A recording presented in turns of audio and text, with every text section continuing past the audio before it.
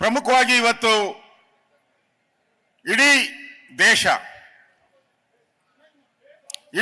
ಏನು ಇಡೀ ಪ್ರಪಂಚ ಅಮೆರಿಕಾದ ಅಧ್ಯಕ್ಷ ಟ್ರಂಪ್ ಕೂಡ ವಿಶ್ ಮಾಡಿದ್ದಾರೆ.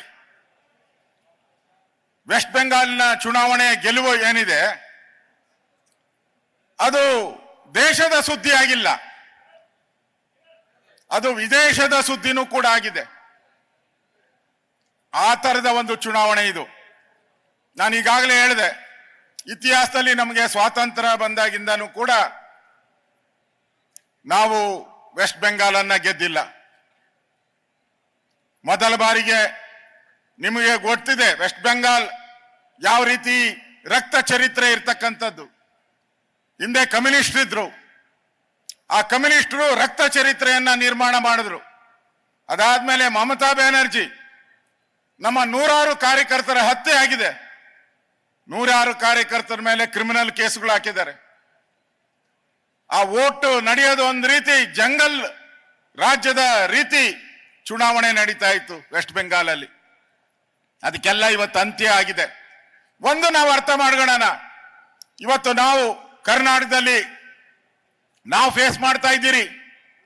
ಬಾಂಗ್ಲಾದೇಶದವರು ಇವತ್ತು ಬೆಂಗಳೂರಿಗೂ ಬಂದಿದ್ದಾರೆ, ಬಾಂಗ್ಲಾದೇಶದವರು ಕಾಫಿ ನಾಡಿಗೂ ಬಂದಿದ್ದಾರೆ, ಬಾಂಗ್ಲಾದೇಶದವರು ಮೈಸೂರಿಗೂ ಬಂದಿದ್ದಾರೆ. ನೀವು ನೋಡ್ತಾ ಇದ್ದೀರಿ ನಮ್ಮ ಕೋಗಿಲು ಅಲ್ಲಿ ಸುಮಾರು 10 ಎಕರೆ ಕಾರ್ಪೊರೇಷನ್ ಜಮೀನಲ್ಲಿ ಎಲ್ಲ ಬಂದು ಗುಡಿಸಲು ಹಾಕೊಂಡಿದ್ರು. ಅದನ್ನ ಅವ್ರಿಗೆ ಅಲಾಟ್ ಮಾಡಕ್ಕೆ ಸರ್ಕಾರ, ಸಿದ್ದರಾಮಯ್ಯನವ್ರ ಸರ್ಕಾರ ಅವ್ರಿಗೆ ಅಲಾಟ್ ಮಾಡಕ್ಕೆ ಹೊರಟಿತ್ತು. ನಾವು ಬಿಜೆಪಿ ಅದನ್ನ ಹೋರಾಟ ಮಾಡಿದ್ರಿ. ವಿಶ್ವನಾಥ್ ನೇತೃತ್ವದಲ್ಲಿ ಒಂದು ಸಮಿತಿಯನ್ನ ಮಾಡಿ ವಿಶ್ವನಾಥ್ ಅವರು, ಮುನ್ರಾಜು ಅವರು ತನಿಖೆ ಮಾಡಿದಾಗ ಅಲ್ಲಿ ಗೊತ್ತಾಗಿದ್ದು ಅವರೆಲ್ಲರೂ ಕೂಡ ಪಕ್ಕಾ ಬಾಂಗ್ಲಾದೇಶದವರು. ಅದೊಂದೇ ಕಡೆ ಅಲ್ಲ, ಇವತ್ತು ಮಹದೇವಪುರ ಇರ್ಬೋದು, ಇಲ್ಲೇ ಮಂಜುಳಾ ಅವರಿದ್ದಾರೆ, ಅವ್ರ ಕಡೆ ಒಂದು 10 ಕ್ಯಾಂಪ್ಗಳಿದೆ. ಈಗಲೇ ಬಾಡಿಗೆ ಹಾಸಿಗೆಗೋಸ್ಕರ ಬಾಡಿಗೆ ಸಿಗುತ್ತೆ ಅಂತೇಳಿ ಖಾಲಿ ಜಮೀನುಗಳನ್ನ ಕೊಡ್ತಾ ಇದ್ದಾರೆ ನಮ್ಮ ಜನ. ಕೂಲಿಯವ್ರು ಸಿಗ್ತಾ ಇಲ್ಲ ಅಂತ ಕೊಡಗಿನಲ್ಲಿ ಕಡಿಮೆ ಕೂಲಿಗೆ 300 ರೂಪಾಯಿ 200 ರೂಪಾಯಿ ಕೂಲಿಗೆ ಸಿಗ್ತಾರೆ ಅಂತೇಳಿ ಕಾಫಿ ನಾಡಲ್ಲಿ ಅವ್ರಿಗೆ ಕೆಲಸವನ್ನ ಕೊಡ್ತಾ ಇದ್ದಾರೆ. ಯಾರಿಂದ ಇದೆಲ್ಲ ಕಾರಣ? ಗ್ರೇಟ್ ಮಮತಾ ಬ್ಯಾನರ್ಜಿ ಅವರು. ಅವ್ರೊಂದ್ ರೀತಿ ಹೆಬ್ಬಾಗಿಲು ರೀತಿ ಬಾಂಗ್ಲಾದೇಶದವ್ರಿಗೆಲ್ಲ ಹೆಬ್ಬಾಗಿಲು. ನಾವು ಗೇಟ್ ವೇ ಆಫ್ ಇಂಡಿಯಾ ಅಂತಿರಲ್ಲ, ಹಂಗೆ ಬಾಂಗ್ಲಾದೇಶದವ್ರಿಗೆ ಒಂದು ಗೇಟ್ ಅನ್ನ ತೆಗೆದ್ರು.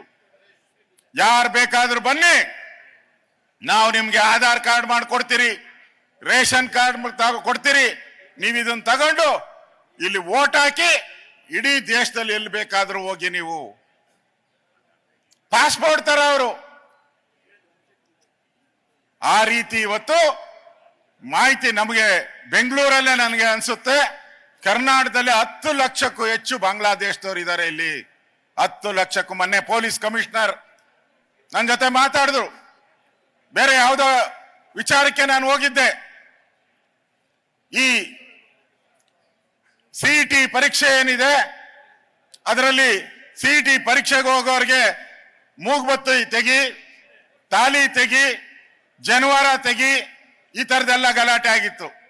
ಆ ಸಂದರ್ಭದಲ್ಲಿ ನಾನು ಪ್ರತಿಭಟನೆಗೋಸ್ಕರ ಹೋಗಿದ್ದೆ. ಅವಾಗ ಹೇಳಿದ್ರು ಅವರು, ಬೆಂಗಳೂರಲ್ಲಿ ಸಾಕಷ್ಟು ಕ್ಯಾಂಪ್ಗಳಿದೆ, ಬಾಂಗ್ಲಾದೇಶದವ್ರು ಬಹಳ ಜಾಸ್ತಿ ಇದೆ. ನಮ್ಮ ಸಿದ್ದರಾಮಯ್ಯನವ್ರಿಗೆ, ಪರಮೇಶ್ವರ್ ಅವ್ರಿಗೆ ಅವ್ರು ಇರಬೇಕು. ಜಮೀರ್ಗಂತೂ ಅವ್ರು ಒಂಥರ ನೆಂಟ್ರ ತರ ಅವ್ರು ಇರಬೇಕು ಇಲ್ಲಿ. ಯಾಕೆ? ವೋಟ್ ಬ್ಯಾಂಕ್ ಮಾಡ್ಕೊಬೇಕು ಅವ್ರನ್ನ. ವೋಟ್ಗೋಸ್ಕರ ಕಾಂಗ್ರೆಸ್ ಅವರು ಬಾಂಗ್ಲಾದೇಶ ಅವ್ರನ್ನ ಇಲ್ಲಿ ಇಟ್ಕೊಂಡಿದ್ದಾರೆ. ಇವರು ನಾಚಿಕೆ ಆಗ್ಬೇಕು ಈ ಕಾಂಗ್ರೆಸ್ ಅವ್ರಿಗೆ. ಇವತ್ತು ನಾವ್ ಯಾಕೆ ಇಲ್ಲಿ ಸೇರಿದ್ದೀರಿ ಅಂದ್ರೆ ಇವತ್ತು ಆ ಹೆಬ್ಬಾಗಿಲೆಲ್ಲ ಕ್ಲೋಸ್ ಆಗುತ್ತೆ. ಇವತ್ತು ನಮ್ಮ ಮುಖ್ಯಮಂತ್ರಿ ಇಲ್ಲಿ ಬಂದಿದ್ದಾರೆ ವೆಸ್ಟ್ ಬೆಂಗಾಲಲ್ಲಿ. ಇನ್ನು ಅಲ್ಲಿರುವಂತ ಬಾಂಗ್ಲಾದೇಶದವರೆಲ್ಲ ಇನ್ನ ಓಡು ಮಗ ಅಂತ ಓಡ್ಬೇಕೆಲ್ಲ ಬಾಂಗ್ಲಾದೇಶಕ್ಕೆ. ಕರ್ನಾಟಕದಲ್ಲಿರೋರು ಕೂಡ ಓಡಿಸ್ಬೇಕು ನಾವು. ಯಾರ್ಯಾರು ಬಾಂಗ್ಲಾದೇಶದವರು ಇದಾರೆ, ಕಳ್ಳರು ಇಲ್ಲಿ ಡಕಾಯಿತಿ ಮಾಡ್ತಾ ಇದ್ದಾರೆ, ದೇಶ ವಿರೋಧಿ ಚಟುವಟಿಕೆ ಮಾಡ್ತಾ ಇದ್ದಾರೆ, ಭಯೋತ್ಪಾದನೆ ಮಾಡ್ತಾ ಇದ್ದಾರೆ. ಈ ಸರ್ಕಾರ ಕಣ್ಣು ಮುಚ್ಕೊಂಡು ಕೂತಿದೆ ಓಟ್ಗೋಸ್ಕರ. ಅಂತವ್ರಿಗೆಲ್ಲ ಇಲ್ಲಿಂದ ಗೇಟ್ ಪಾಸ್ ಕೊಡ್ಬೇಕಾಗಿದೆ. ಸಿದ್ದರಾಮಯ್ಯನವರೇನು ಕೊಡಲ್ಲ ಅವರು. ಆದ್ರೆ ಅಲ್ಲಿ ನಮ್ಮ ಬಿಜೆಪಿ ಸರ್ಕಾರ ಬಂದಿರೋದ್ರಿಂದ ಇಷ್ಟು ವರ್ಷಗಳ ಕಾಲ ಬೇಲೆ ಹಾಕಕ್ ಬಿಟ್ಟಿಲ್ಲ. ಅಲ್ಲಿ ಇಡೀ ದೇಶದ ಪಾಕಿಸ್ತಾನ್ ಬಾರ್ಡರ್ ಅಲ್ಲಿ ನಮ್ದೆಲ್ಲ ಬೇಲಿ ಹಾಕಿದ್ದಾರೆ ಎಲ್ಲ ಕಡೆ. ಗುಜರಾತ್ ಇರ್ಬೋದು, ರಾಜಸ್ಥಾನ್ ಇರ್ಬೋದು, ಜಮ್ಮು ಕಾಶ್ಮೀರ ಎಲ್ಲ ಕಡೆ. ಆದ್ರೆ ಇಡೀ ದೇಶದಲ್ಲಿ ಒಂದೇ ಒಂದ್ ಕಡೆ ಬೇಲಿ ಹಾಕಕ್ ಬಿಡದೇ ಇರೋಂತ ಪುಣ್ಯಾತ್ಗಿತ್ತಿ ಆ ಮಮತಾ ಬ್ಯಾನರ್ಜಿ ಅವರು ಬೇಲಿ ಹಾಕಕ್ಕೂ ಬಿಟ್ಟಿಲ್ಲ. ಕೋರ್ಟ್ಗೆ ಹೋಗ್ಬೇಕಾಯ್ತು ಬೇಲಿ ಹಾಕಕ್ಕೆ. ಇವತ್ತು ಆ ಬೇಲಿಯನ್ನು ಹಾಕೋ ಮುಖಾಂತರ ಈಗಾಗಲೇ ಅಲ್ಲಿನ ಪಾರ್ಲಿಮೆಂಟ್ ಅಲ್ಲಿ ಬಾಂಗ್ಲಾದೇಶದ ಒಬ್ಬ MP ಮಾತಾಡಿದಾನೆ. ಅದೆಲ್ಲ ವೈರಲ್ ಆಗಿದೆ, ತಾವು ಕೂಡ ನೋಡ್ತಾ ಇದ್ದೀರಾ. ವೈರಲ್ ಆಗಿದೆ. ಏನು ಇನ್ಮೇಲೆ ಮಮತಾ ಬ್ಯಾನರ್ಜಿ ಹೋದ್ರು, ಇನ್ಮೇಲೆ ಬಾಂಗ್ಲಾದೇಶದವರೆಲ್ಲ ಫ್ಲಡ್ ರೀತಿ ವಾಪಸ್ ಬಾಂಗ್ಲಾದೇಶಕ್ಕೆ ಬರ್ತಾರೆ. ಅವ್ರಿಗೆ ಅನ್ನ ಕೊಡಕ್ಕೆ ನಮ್ಮ ಹತ್ರ ಗತಿ ಇಲ್ಲ ಅಂತ ಹೇಳಿದಾರೆ. ಅಲ್ಲಿ ಅನ್ನ ಕೊಡಕ್ಕೂ ಗತಿ ಇಲ್ಲ ಬಾಂಗ್ಲಾದೇಶದಲ್ಲಿ. ಅವ್ರನ್ನೇನ್ ಮಾಡೋದು? ಫ್ಲಡ್ ರೀತಿ ಬರ್ತಾ ಇದ್ದಾರೆ ಅಂತ ಹೇಳಿ ಅಲ್ಲಿನ MP ಮಾತಾಡಿದ್ದಾರೆ. ಅಂದ್ರೆ ಇಷ್ಟು ದಿನ ನಮ್ಮ ದೇಶಕ್ಕೆ ಬಾಂಗ್ಲಾದೇಶದವ್ರನ್ನ ತಂದೋರು ಯಾರು? ಈ ಪಾಪಿ ಮಮತಾ ಬ್ಯಾನರ್ಜಿನೇ. ಆ ಪಾಪದ ಕೆಲಸ ಮಾಡಿದ್ದಾರೆ ಆ ತೃಣಮೂಲ ಕಾಂಗ್ರೆಸ್. ಅದಕ್ಕೆ ಬೆಂಬಲವಾಗಿ ನಿಂತಿರೋದು ಕಾಂಗ್ರೆಸ್ ಪಾರ್ಟಿ. ಇಡೀ ದೇಶದಲ್ಲಿ ಇವತ್ತು ಈ ಬಾಂಗ್ಲಾದೇಶದವರ ಅವಳಿ ಅಸ್ಸಾಮಲ್ಲಿ ನಾವು ನೋಡ್ತಾ ಇದ್ದೀರಿ, ನಾವೆಲ್ಲ ಸೋಷಿಯಲ್ ಮೀಡಿಯಾದಲ್ಲಿ ನೋಡ್ತಾ ಇದ್ದೀರಿ. ಇನ್ನೊಂದು ಬಾಂಗ್ಲಾ ಮಾಡ್ತೀರಿ ನಾವು, ವೆಸ್ಟ್ ಬೆಂಗಾಲ್ ಅನ್ನ ಇನ್ನೊಂದು ಬಾಂಗ್ಲಾದೇಶ ಮಾಡ್ತೀರಿ ಅಂತ ಸೋಷಿಯಲ್ ಮೀಡಿಯಾದಲ್ಲಿ ಹಾಕಿದ್ದಾರೆ.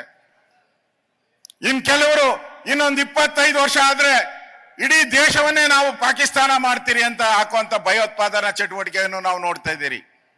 ನಮ್ಮಲ್ಲಿರೋ ಕಾಂಗ್ರೆಸ್ ಸರ್ಕಾರ ಯಾರು ಈ ಪಾಕಿಸ್ತಾನ ಜಿಂದಾಬಾದ್ ಅಂದ್ರು ವಿಧಾನಸೌಧದಲ್ಲಿ, ಅವ್ರನ್ನ ಏನು ಮಾಡಿಲ್ಲ, ಇದುವರೆಗೂ ಏನು ಮಾಡಿಲ್ಲ. ಅವ್ರನ್ನ ಪಾಕಿಸ್ತಾನ ಜಿಂದಾಬಾದ್ ಅವರು ಅನ್ನೋರು ಏನು ಮಾಡಿಲ್ಲ. ಕುಕ್ಕರ್ ಬಾಂಬ್ ಬ್ಲಾಸ್ಟ್ ಆಯ್ತು ಮಂಗಳೂರಲ್ಲಿ, ಅವ್ರಿಗೆ ಶಿಕ್ಷೆ ಆಯ್ತು. ಈಗ ಶಿಕ್ಷೆ ಕೊಟ್ಟಿದ್ದಾರೆ 10 ವರ್ಷ, ಸಾಲದದು 10 ವರ್ಷ ಕೊಟ್ಟಿರೋದು ಶಿಕ್ಷೆ ಆಯ್ತು. ಅವ್ರನ್ನ ಬ್ರದರ್ ಅಂದವ್ರು ಯಾರು? ಇದೇ DK ಶಿವಕುಮಾರ್, ಇದೇ ಕಾಂಗ್ರೆಸ್ ಪಾರ್ಟಿಯವರು ಬ್ರದರ್ಸ್ ಅಂದ್ರು. ಅವ್ರನ್ನ ವೋಟ್ ಹಾಕ್ಬಿಟ್ರೆ ಇವರೆಲ್ಲ ಬ್ರದರ್ಸ್. ಆ ರೀತಿ ಒಂದು ವಾತಾವರಣ ಇವತ್ತು ನಾವು ಕರ್ನಾಟಕದಲ್ಲಿ ನೋಡ್ತಾ ಇದ್ದೀರಿ. ಇದಕ್ಕೆ ಅಂತ್ಯ ಆಡುವಂತ ಒಂದು ಕಾಲ ಬರ್ತಾ ಇದೆ. ವೆಸ್ಟ್ ಬೆಂಗಾಲ್ ಒಂದು ಸರಿ ಹೋದ್ರೆ ಯಾರು ನುಸುಳಿ ಬರ್ತಾ ಇದ್ದಾರೆ ಬಾಂಗ್ಲಾದೇಶದವರು, ಅವ್ರಿಗೆಲ್ಲ ತಡೆ ಹಾಕುವಂತ ಒಂದು ತಡೆಗೋಡೆ ನಿರ್ಮಾಣ ಆಗತ್ತೆ. ಅದಕ್ಕೋಸ್ಕರ ಈ ಒಂದು ಚುನಾವಣೆ ಬಿಜೆಪಿಗೆ ಸವಾಲಾಗಿತ್ತು. ಇಡೀ ದೇಶದಲ್ಲಿ 5 ರಾಜ್ಯದ ಚುನಾವಣೆ ನಡೀತಾ ಇದೆ. ಆದ್ರೆ ಯಾವುದಕ್ಕೂ ಅಷ್ಟು ಮಾಧ್ಯಮದಲ್ಲಿ ಪ್ರಾಮುಖ್ಯತೆ ಸಿಕ್ಕಿಲ್ಲ. ಮಾಧ್ಯಮದಲ್ಲಿ ಪ್ರಾಮುಖ್ಯತೆ ಸಿಕ್ಕಿರೋದು ಒಂದೇ ಒಂದು, ಅದು ವೆಸ್ಟ್ ಬೆಂಗಾಲ್ ಚುನಾವಣೆ. ವೆಸ್ಟ್ ಬೆಂಗಾಲ್ ಚುನಾವಣೆ ಮಮತಾ ಬ್ಯಾನರ್ಜಿ ಒಂದ್ ರೀತಿ ಹುಚ್ಚುರ್ ರೀತಿ ಆಡ್ತಾ ಇರೋದು ನೋಡ್ತಾ ಇದ್ದೀನಿ ನಾನು ಸೋಷಿಯಲ್ ಮೀಡಿಯಾದಲ್ಲಿ. ಹುಚ್ಚು ರೀತಿ ಒಬ್ಬ ಮುಖ್ಯಮಂತ್ರಿ ಸೋತ ಮೇಲೆ ರಾಜೀನಾಮೆ ಕೊಡ್ಬೇಕಾಗಿತ್ತು. ಮಾನ ಮರ್ಯಾದೆ ಇಲ್ದಿರ ರಾಜೀನಾಮೆ ಕೊಡದೆ ಚೇರ್ ಗಂಟ್ಕೊಂಡು ಕೂತ್ಕೊಂಡಿದ್ದಾರೆ. ಆ ಫೆವಿಕಾಲ್ದು ಒಂದು ಅಡ್ವರ್ಟೈಸ್ಮೆಂಟ್ ಬರ್ತಾ ಇತ್ತು. ಫೆವಿಕಾಲ್ದು ಅಂದ್ರೆ ಫೆವಿಕಾಲ್ ಹಾಕಿದ್ರೆ ಅಂಟ್ಕೊಂಡ್ಬಿಡ್ತೈತೆ ಅಂತ. ಇನ್ಮೇಲೆ ಆ ಫೆವಿಕಾಲ್ ಅವರು ಮಮತಾ ಬ್ಯಾನರ್ಜಿನ ಅಡ್ವರ್ಟೈಸ್ಮೆಂಟ್ಗೆ ಹಾಕಬೇಕು ಅವ್ರನ್ನ. ಯಾಕಂದ್ರೆ CM ಚೇರ್ಗೆ ಅಂಟ್ಕೊಂಡು ಕೂತ್ಕೊಂಡಿರೋ ಅಂತ ಮಮತಾ ಬ್ಯಾನರ್ಜಿನ ನೋಡ್ತಾ ಇದ್ರಿ. ಕಿತ್ತಾಕಿದ್ದಾರೆ ಇವತ್ತು, ಫುಟ್ಪಾತ್ ಮೇಲೆ ಕಿತ್ತಾಕಿದ್ದಾರೆ ಮಮತಾ ಬ್ಯಾನರ್ಜಿನ. ಆ ತರ ಓಡಿಸ್ತಂತ ವ್ಯಕ್ತಿ ಇವತ್ತು ನಮ್ ಮುಂದೆ ಬರ್ತಾ ಇದ್ದಾರೆ. ಯಾರು? ನರೇಂದ್ರ ಮೋದಿ ಅವರು. ಯಾರು ಆ ದುರುಳ ರಾಜ್ಯವನ್ನ, ರಕ್ತ ಚರಿತ್ರೆಯ ರಾಜ್ಯವನ್ನ ಅಂತ್ಯ ಮಾಡಿ ಡೆಮಾಕ್ರಸಿ, ಪ್ರಜಾಪ್ರಭುತ್ವ, ಡಾಕ್ಟರ್ ಅಂಬೇಡ್ಕರ್ ಅವರ ಸಂವಿಧಾನವನ್ನ ಎತ್ತಿಡಿಯುವಂತ ಕೆಲಸವನ್ನ ಇವತ್ತು ನರೇಂದ್ರ ಮೋದಿ ಅವರು ಮಾಡ್ತಾ ಇದ್ದಾರೆ. ಅದಕ್ಕೋಸ್ಕರ ನಾವಿಲ್ಲೆಲ್ಲ ಸೇರಿರುವಂತದ್ದು. ಇದು ನಮ್ಮ ದೇಶದ ಭವಿಷ್ಯದ ಪ್ರಶ್ನೆ, ನಮ್ಮ ದೇಶದ ಭದ್ರತೆ ಪ್ರಶ್ನೆ. ಇಷ್ಟು ವರ್ಷಗಳ ಕಾಲ ನುಗ್ಗಿ ಸುಮಾರು 2 ಕೋಟಿಗೂ ಹೆಚ್ಚು ಜನ ನುಗ್ಗಿ ಬರ್ತಾ ಇದ್ರಲ್ಲ, ಅವ್ರಿಗೆ ಅಂತ್ಯ ಆಡುವಂತ ಪ್ರಶ್ನೆ ಅಂತ ಒಂದು ಅಂತ್ಯವನ್ನ ಇವತ್ತು ಆಡಿರುವಂತ ಒಂದು ಸುದಿನ. ನಿನ್ನೆ ಸ್ವೇರಿಂಗ್ ಸೆರೆಮನಿನೂ ಕೂಡ ಆಗಿದೆ. ನಮ್ಮ ಬಿಜೆಪಿಯ ಮುಖ್ಯಮಂತ್ರಿ ಇವತ್ತು ಸ್ವೇರಿಂಗ್ ಮಾಡಿದ್ದಾರೆ. ಇನ್ಮೇಲೆ ಅಲ್ಲಿ ರಾಮರಾಜ್ಯ ಪ್ರಾರಂಭ ಆಗ್ತೈತೆ. ಇನ್ಮೇಲೆ ಅಲ್ಲಿ ರಾಮರಾಜ್ಯ ಪ್ರಾರಂಭ ಆಗ್ತೈತೆ. ಆ ದೃಷ್ಟಿಯಿಂದ ಇದಕ್ಕೆ ವಿಶೇಷವಾದಂತ ಒಂದು ಅವಕಾಶ ಇದೆ ಇಲ್ಲಿ. ಅದಕ್ಕೋಸ್ಕರ ನಾವು ಈ ಕಾರ್ಯಕ್ರಮವನ್ನ ಇಲ್ಲಿ ಆಯೋಜನೆಯನ್ನ ನಾವು ಮಾಡಿರುವಂತದ್ದು. ತಾವು ಕೂಡ ಬಹಳ ದೊಡ್ಡ ಸಂಖ್ಯೆಯಲ್ಲಿ ಬಂದಿದ್ದೀರಾ. ಕರ್ನಾಟಕದಲ್ಲಿರುವಂತ ಈ ಸಿದ್ದರಾಮಯ್ಯನವರ ಸರ್ಕಾರ, ಈ ಭ್ರಷ್ಟ ಸರ್ಕಾರ ಅವ್ರ ಪರವಾಗಿ ನಿಂತಿದೆ. ಅವ್ರ ಪರವಾಗಿ ನಿಂತ್ಕೊಂಡು ಇಲ್ಲಿ ಕೆಲವು ಮಂತ್ರಿಗಳಿದ್ದಾರೆ. ಬಾಂಗ್ಲಾದೇಶದವ್ರು ಬಂದವ್ರಿಗೆ ಇಲ್ಲಿ ರೇಷನ್ ಕಾರ್ಡ್ ಕೊಡುವಂತ ಸಿಸ್ಟಮು ಇದೆ, ಇಲ್ಲಿ ಅವ್ರಿಗೆ ಸೈಟ್ ಕೊಡುವಂತ ಸಿಸ್ಟಮು ಇದೆ.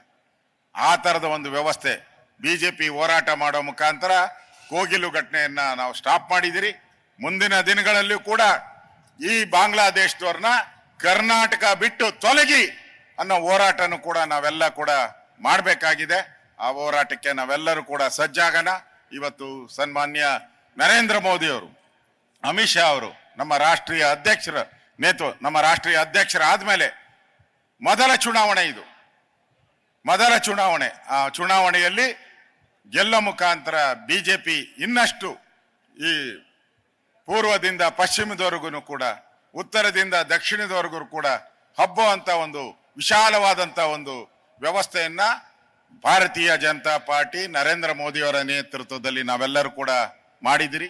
ಅದಕ್ಕೋಸ್ಕರ ಈ ಒಂದು ಶುಭ ದಿನ, ಶುಭ ಸಂಕೇತವಾಗಿ ಇವತ್ತು ನರೇಂದ್ರ ಮೋದಿ ಅವರು ಬೆಂಗಳೂರಿಗೆ ಬರ್ತಾ ಇದ್ದಾರೆ. ನಾವೆಲ್ಲರೂ ಕೂಡ ಅವರಿಗೆ ಹೃದಯಪೂರ್ವಕವಾದಂತಹ ಸ್ವಾಗತ ಕೊಟ್ಟು ಅವರು ಇನ್ನಷ್ಟು ರಾಜ್ಯಗಳಲ್ಲಿ ಬಿಜೆಪಿಯನ್ನ ತರುವಂತ ಕೆಲಸವನ್ನ ಅವರ ನೇತೃತ್ವದಲ್ಲಿ ನಾವೆಲ್ಲರೂ ಕೂಡ ಮಾಡೋಣ ಅನ್ನೋ ಮಾತನ್ನು ಹೇಳಿ, ಮತ್ತೊಮ್ಮೆ ಇದೊಂದು ದೇಶದ ಭದ್ರತೆ ಸಂಬಂಧಪಟ್ಟಂತ ಒಂದು ಚುನಾವಣೆ. ಇದು ವೆಸ್ಟ್ ಬೆಂಗಾಲ್ ಚುನಾವಣೆ, ಬೇರೆ ರಾಜ್ಯದ ಚುನಾವಣೆ ಅಲ್ಲ, ತಮಿಳ್ನಾಡು ತರ ಅಲ್ಲ.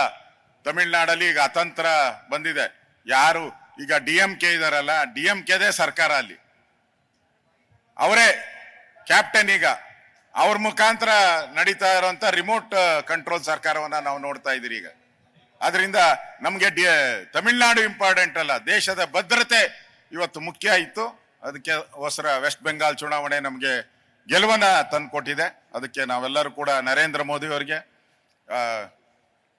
ನಮ್ಮ SPG ಅವ್ರು ಹೇಳಿದ್ರು ಅಂತ ರಿಹರ್ಸಲ್ ಮಾಡಿದ್ರಿ, ಅಲ್ಲಿರೋರೆಲ್ಲ ಹೇಳ್ತಾ ಇದ್ರು ಬೇಡ ಬೇಡ, ಅವ್ರು ಹೇಳಿದ್ರು ಅಂತ ರಿಹರ್ಸಲ್ ಮಾಡಿದಿರಿ. ಈಗ ಅವ್ರಿಗೆ ಗೌರವ ಅರ್ಪಣೆ ಮಾಡೋಣ ನಾವೆಲ್ಲರೂ ಕೂಡ ಅಂತೇಳಿ ಮತ್ತೊಮ್ಮೆ ಈ ಕಾರ್ಯಕ್ರಮಕ್ಕೆ ಬಂದಿರತಕ್ಕಂತ ಬೆಂಗಳೂರಿನ ಎಲ್ಲ ನಮ್ಮ ಕಾರ್ಯಕರ್ತರಿಗೆ, ಅಭಿಮಾನಿಗಳಿಗೆ, ಸಾರ್ವಜನಿಕರಿಗೆ ಬಿಜೆಪಿ ಪರವಾಗಿ, ರಾಜ್ಯ ಬಿಜೆಪಿ ಪರವಾಗಿ ನಿಮ್ಮೆಲ್ಲರಿಗೂ ಕೂಡ ಅಭಿನಂದನೆ ಸಲ್ಲಿಸಿ ನಾನು ಮಾತು ಮುಗಿಸ್ತಾ ಇದ್ದೀನಿ. ಭಾರತ್ ಮಾತಾ ಕಿ ಜೈ ಶ್ರೀರಾಮ್. ನ್ಯೂಸ್ ಫಸ್ಟ್, ನಿರ್ಭೀತಿಯಿಂದ ನಿಮ್ಮ ಪರವಾಗಿ.